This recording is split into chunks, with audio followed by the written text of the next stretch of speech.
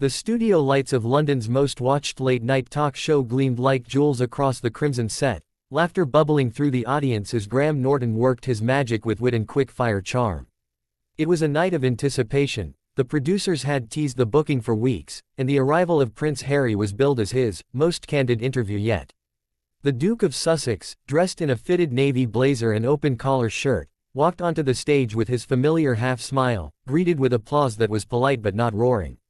Some clapped out of loyalty, others from curiosity, and a handful with restrained skepticism. Harry sat down on the sofa beside two other celebrity guests, an acclaimed British actor and a chart-topping singer, while Graham leaned forward, cards in hand, his grin never faltering.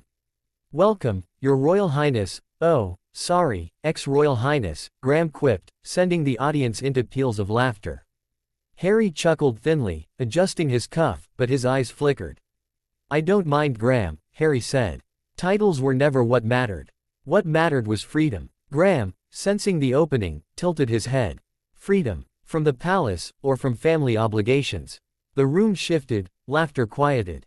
Harry's shoulders stiffened. From the toxicity. From the people who think they own you because of your birth.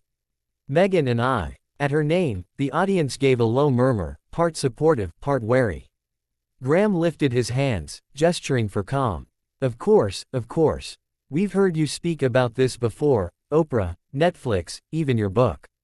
What makes tonight different?" Harry leaned in. "Because tonight, I'm not going to hold back." The actor beside him raised an eyebrow. The singer crossed her legs, looking suddenly alert. Graham's smile faltered only for a second, then returned. "All right," Graham said smoothly. "Let's start then. You've said your family, your father, your brother, failed to protect you. Do you truly believe they wished you harm?" Harry's voice grew sharp. "They didn't care. My wife was torn apart by the press. Racism, lies, vilification. And when we asked for help, silence. I lost my mother to this machine. I wasn't going to lose my wife too." The audience clapped politely, but the warmth was uneven. Some faces in the front rows showed sympathy, others skepticism. Graham tapped his cards, leaned back. "Some might say, Harry, that by constantly speaking about private matters, you're keeping the wound open rather than letting it heal. What do you say to those who believe you've traded privacy for publicity?" A ripple of oohs went through the crowd. Harry's jaw tightened. "That's the usual smear, isn't it? Wanting boundaries isn't the same as silence. Telling our truth doesn't mean the press has the right to stalk us. People are so quick to judge without knowing. But you are telling it here," Graham cut in, his tone edged with steel beneath the smile. "Again, and again, and again. Do you see why some people are weary? Why they ask, if you wanted privacy, why the Netflix cameras? Why the book tours?" Harry snapped, his voice rising. "Because our voices were stolen for so long. Because the palace controlled every word, every story. And when we finally spoke out, people like you," he pointed at Graham, his face flushed, "mock us, diminish us, laugh at our pain. You think it's entertainment. My life isn't a punchline." The room went utterly still. Graham's eyes widened slightly, the audience murmured nervously. The actor on the sofa shifted uncomfortably. The singer sipped her water in silence. "Harry," Graham said carefully, "this is a comedy talk show. We laugh here. We talk about serious things too, but laughter is part of healing. You're making me a spectacle." Harry shot back. "Just like the tabloids. Just like the palace. I came here to tell the truth, but you just want a joke for your monologue." The audience gasped. Some clapped in support, others booed. The atmosphere splintered, a mix of tension and chaos. Graham's genial facade hardened, his Irish lilt dropped into firmness. "Let's be clear, Harry. You asked to come here. We didn't drag you on this sofa. If you can't handle questions, fair questions, maybe you shouldn't be doing the circuit." That line drew a roar of applause. Harry's face darkened. He rose abruptly from the sofa, pulling at his blazer. "You think this is funny?" he snapped, gesturing at the crowd.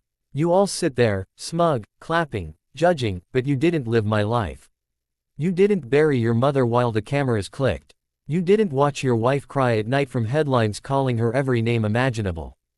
And you," he turned to Graham, his finger jabbing the air, "you should be ashamed.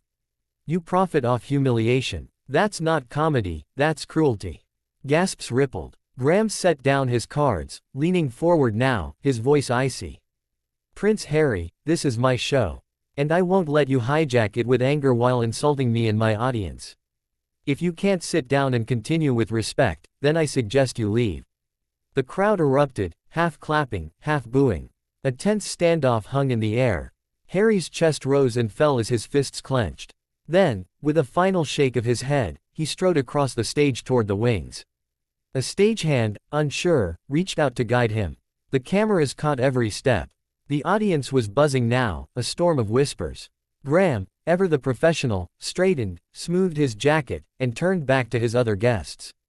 "Well," he said dryly, the tension punctured by his wry delivery. "That went better than Oprah, don't you think?" The audience exploded into laughter, the release of nervous energy deafening. The actor chuckled awkwardly, the singer smiled faintly, and Graham shifted the conversation to safer ground. But the headlines were already being written.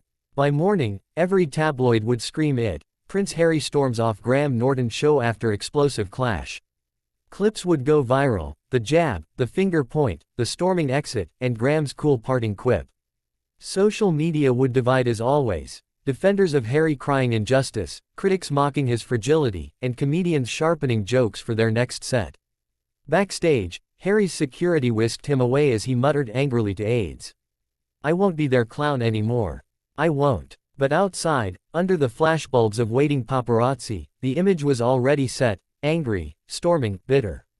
And inside the studio, Graham kept the show moving, his wit sharp, his composure intact. The sofa was lighter by one guest, but the night heavier with the memory of a fiery showdown that would be replayed endlessly. The prince had come to tell his truth. Instead, he had given the world another spectacle.